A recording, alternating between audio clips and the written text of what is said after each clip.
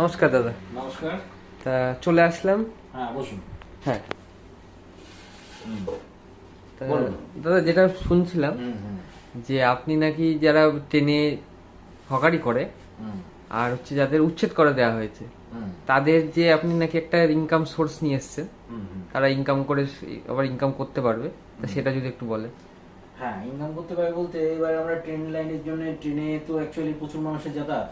হ্যাঁ, ট্রেনে নিত্যযাত্রী প্রচুর আছে। ধরুন শান্তিপুর থেকে শিয়ালদা অব্দি যাচ্ছে, এই যে সাধারণ যাত্রী ওঠানামা নানান ধরনের উঠানামা হচ্ছে হ্যাঁ প্রত্যেকটা স্টেশনে। তো এই করে কিন্তু 10-20 হাজার মানুষ ওঠানামা করছে। হ্যাঁ, প্রতিদিন 10-20 মানে লোক। 10-20 হাজার মানুষকে আমি পাচ্ছি এক কথা। হ্যাঁ হ্যাঁ হ্যাঁ তাহলে সেইখানটায় দাঁড়িয়ে এই যে খোসা ছাড়ানো রসুনের খোসা ছাড়ানো তো বিরাট সমস্যা। হ্যাঁ, বিরাট সমস্যা।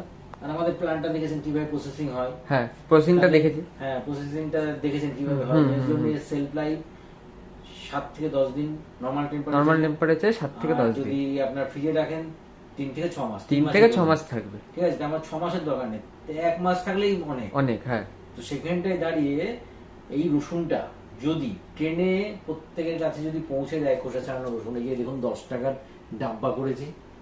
10 টাকার ডাব্বা, 50 টাকার ডাব্বা করেছি। ঠিক আছে, আবার এই দেখুন 500 গ্রামের ডাব্বা, মানে 750 ডাব্বা করেছি। আচ্ছা, মানে 750 যখন দেবো তখন এটা একটু বেশি হবে।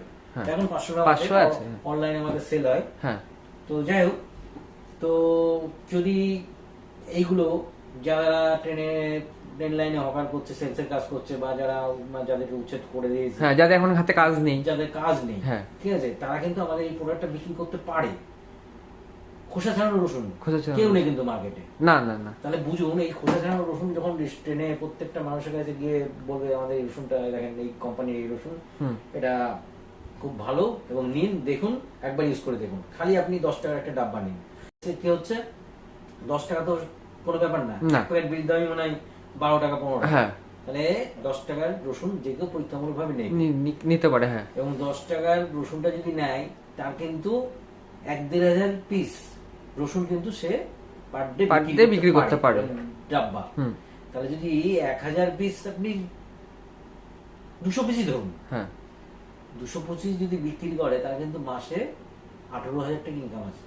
বাবা, মাসে 18,000 টাকা ইনকাম 200 পিস। 200 পিস, হ্যাঁ ঠিকই। একটা ট্রেন আমি শান্তিপুর থেকে শিয়ালদা অব্দি যাবো, হ্যাঁ, 200 পিস আরামসে আমরা বিক্রি হয়ে যাবে। হবে কিনা? হবে হবে হবে, বিমানদা হবে, যেটা আপনি বলছেন। দেখুন, খোসা ছাড়ানো রসুনটা প্রত্যেকের যখন যাবে, পৌঁছাবে, দেখবে মানুষ, খোসা রসুন ছাড়ানো একটা বিশাল ঝামেলা। হ্যাঁ, সে আমরা ছেলেরা রান্না করতে গেলে কিন্তু আমাদের এই রসুন, এই তুই ছাড়া তো, আমি দিয়ে দিই। হ্যাঁ, তাহলে সেক্ষেত্রে কি